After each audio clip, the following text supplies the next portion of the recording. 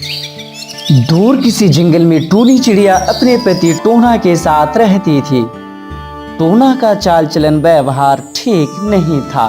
टोना और टूनी का अपना घर भी नहीं था। वह दूसरे के घर में कब्जा करके रहता था। टूनी के 4 बेटे थे। टोना और टूनी चारों बेटों के साथ रहते थे। कुछ दिनों के बाद टूनी ने फिर से एक और अंडे दिए। उस अंडे से भी बेटा चिड़ा पैदा होगा। टोना उसी के इंतजार में था। टोना, ओ टोना, मुझे यकीन है मेरे इस अंडे से भी बेटा ही जन्म लेगा। फिर मेरे 5 बेटे हो जाएंगे। तब जंगल की सारी पक्षियाँ मुझसे डरेगी क्योंकि मैं 5 बेटों की माँ बन जाऊंगी। टोनी, ये भी तो हो सकता है इस अंडे से बेटी पैदा होगी। टोना जी, जैसा आपका चेहरा अशुभ है, आप बात भी वैसे ही अशुभ अशुभ कर रहे हैं कि मुझे बेटी बिल्कुल भी पसंद नहीं है। फिर भी आप मुझसे ऐसी बातें क्यों करते हैं? मुझे पूरा यकीन है इस बार भी मेरे अंडे से बेटा ही पैदा होगा। और आप यहाँ बैठे बैठे क्या कर रहे हैं? मेरे चारों बेटे को बहुत भूख लगी है। जाइए, जाके इनके लिए भोजन लेके आइए। तब टोना अपने बेटों के लिए भोजन लाने चला जाता है। टोनी के तो 4 बेटे पहले से ही थे। फिर भी इस बार भी वह अपने अंडे से बेटा पैदा होगा इसी उम्मीद में अपने अंडे के पास बैठी रहती। टोनी को अपने बेटों से बहुत प्यार था। वह बेटी का नाम सुनना भी नहीं चाहती थी। वह सोचती थी कि बेटा हमें भोजन ला कर देगा और बेटी तो बड़ी होकर अपने पति के साथ ससुराल चली जाएगी। बेटी किस काम की? ऐसे ही बहुत दिन बीत जाते हैं। फिर एक दिन टूनी के अंडे से एक बेटी चिड़िया का जन्म हुआ। टूनी अपनी बेटी को देखकर गुस्से से लाल पीला हो जाती है। देखिए, देखिए टोना जी, आपके अशुभ मुंह से निकली बात ही सच हो गया। अंडे से बेटी पैदा हुआ है। ले जाइए इसे और इसकी देखभाल कीजिए। मुझसे नहीं होगा इसकी देखभाल। एक बेटी का पालन पोषण फिर जब बड़ी हो जाएगी तो कोई शादी करके ले जाएगा। मेरे किस काम की है ये मनहूस? अगर आपसे पालन पोषण नहीं होगा तो रख के आइए किसी अनाथ आश्रम में। टोनी, तुम्हें शर्म आनी चाहिए। तुम एक औरत होकर एक लड़की को बोझ समझ रही हो। तुम्हें कैसे मालूम है कि तुम्हारी बेटी तुम्हारा सेवा नहीं करेगी? तुम अपने मन ही मन में गलत सोच लेके मेरी बेटी को गलत नहीं समझ सकती। ये कहकर टोना भोजन लाने चला जाता है। इधर टूनी अपनी बेटी को लाड प्यार करने के बजाय अकेली एक घोंसले में छोड़ देती है। उधर टोना तोते के पास जाकर बोलता है, तोता भाई, अरे ओ तोता भाई, मैं अपनी पत्नी से बहुत परेशान हो गया हूँ। मेरा 4 बेटा है, फिर भी अभी भी उसे बेटा ही चाहिए। बेटी से वो नफरत करती है। टोना, टूनी ये सब बिल्कुल गलत कर रही है। आजकल लड़की लड़का से कम नहीं है और जितना आपकी सेवा एक बेटी करेगी, बेटा कभी नहीं करेगा। मेरी एक ही बेटी है, वो मेरे लिए सब काम करती है, मेरे लिए भोजन भी लाती है। फिर टोना वहाँ से चला जाता है। इधर टूनी अपने बेटों से बोलती है, मेरे बच्चों, आप लोग ये सब खाना खा लो। अगर तुम्हारा पापा आए तो वह टुनटुनी को दे देगा। मम्मा मम्मा, टुनटुनी तो हमारी ही बहन है ना, उसे भी कुछ भोजन दो ना, उसे भी भूख लगी है मम्मा।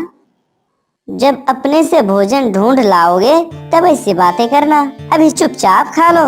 बड़ा आया बहन का ख्याल रखने वाला।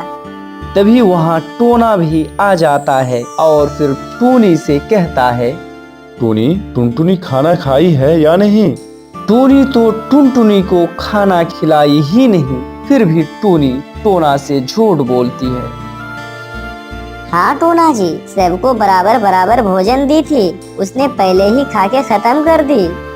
टुनटुनी असहाय की तरह अपनी माँ की तरफ देखती रह गई। फिर रात हो जाती है। तब सभी सो जाते हैं।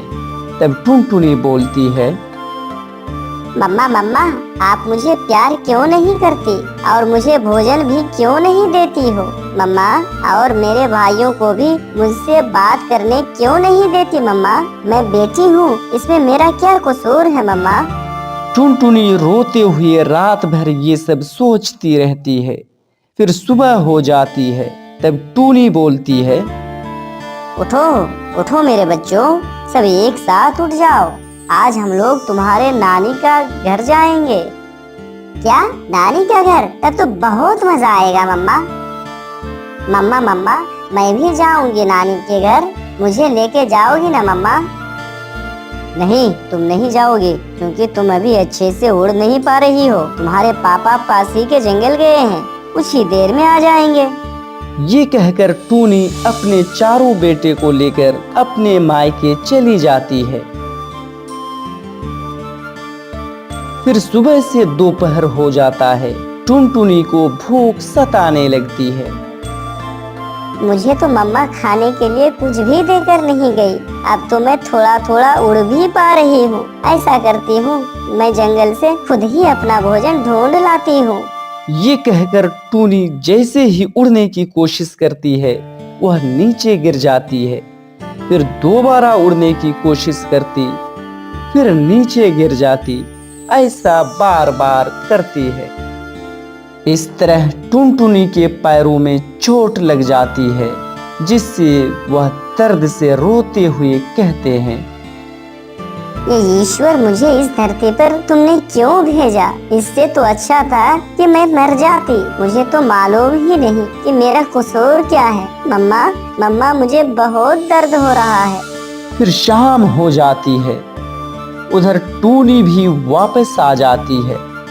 मम्मा मम्मा, मुझे बहुत भूख लगी है, इसलिए भोजन लाने जाने के लिए उड़ने की कोशिश कर रही थी, तभी मुझे चोट लग गई। मुझे बहुत दर्द हो रहा है मम्मा। अरे, तुम्हारे तो पैर में चोट आया है और खून भी बह रहा है। भोजन के 2 दाने के लिए अब तुम जीवन भर अपाहिज बनी रहोगी। चलो, तुम्हें इलाज कराने तोता के पास ले चलती हूँ। फिर टूनी कुछ और सोचने लगती है। उसने टुनटुनी को दूर पहाड़ों पर ले गई और एक पेड़ पर बैठाकर बोली, टूनी मेरी बच्ची, तुम यहीं बैठी रहो, मैं तुम्हारे लिए दवा लाती हूँ। टूनी अपनी बेटी टुनटुनी को वहां बैठाकर घोंसला वापस चली जाती है। टूनी, मेरी बेटी टुनटुनी कहाँ है? अब टूनी मन ही मन बोलती है, अगर टोना को पता चल गया कि मैंने टुनटुनी को दवा दिलाने के बहाने पहाड़ों पर फेंक कर आ गई, तब तो ये मुझे जान से मार डालेगा। अब तो मुझे झूठ बोलना ही पड़ेगा। टोना, क्या बताऊं, समझ में नहीं आ रहा है। टुनटुनी के पैर में चोट लगा था, मैं उसे दवा दिलाने के लिए तोते के पास लेकर जा रही थी, तभी वह रास्ते में ही दम तोड़ दी। मैंने उसे बचाने की बहुत कोशिश की, लेकिन मैं नाकाम रही। टोना जी, मुझे माफ कर दीजिए।